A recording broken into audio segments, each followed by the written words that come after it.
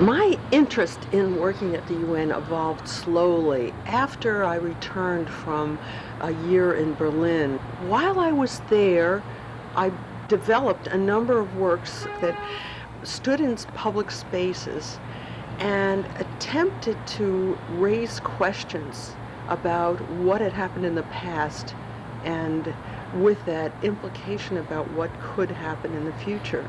Also, as an artist who's worked in public spaces, knew about the possibilities of locating artworks temporarily in these triangles in New York City.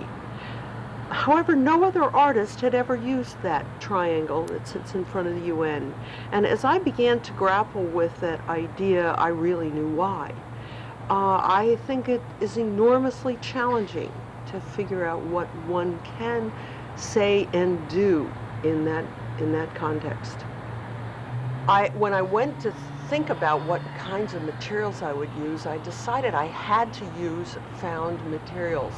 I wanted to find some very heavy steel that had the resonance of enormous force being exerted upon it. The particular elements that I chose, I found they came actually out of demolition sites from the ruins of other structures. The piece grew out of these extraordinarily resonant materials. The piece has a kind of wall-like structure that's made from these 150-year-old wooden beams, and they were put side to side so they resemble walls but broken walls. The wood also came out of a demolition site, and it's wood that bears the marks and scars of time.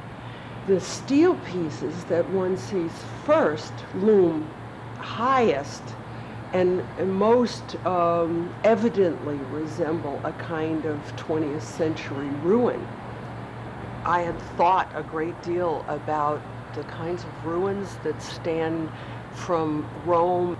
These materials, these contemporary steel beams, intentionally raise the same kinds of questions as those ruins from Rome about not what happened, but what could happen.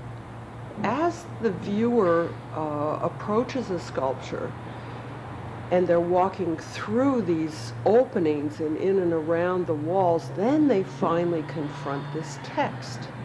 I went through many deliberations about what kind of text I could conceivably use and settled on the idea of translating this one choice into 6 different languages, the official languages of the UN.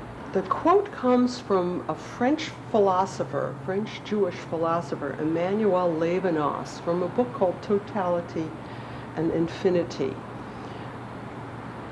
It says, hunger and fear can vanquish all human resistance and all freedom. Freedom consists in knowing that freedom is in danger. But to know, or to be conscious of this, is to have time to avoid and prevent the moment of inhumanity.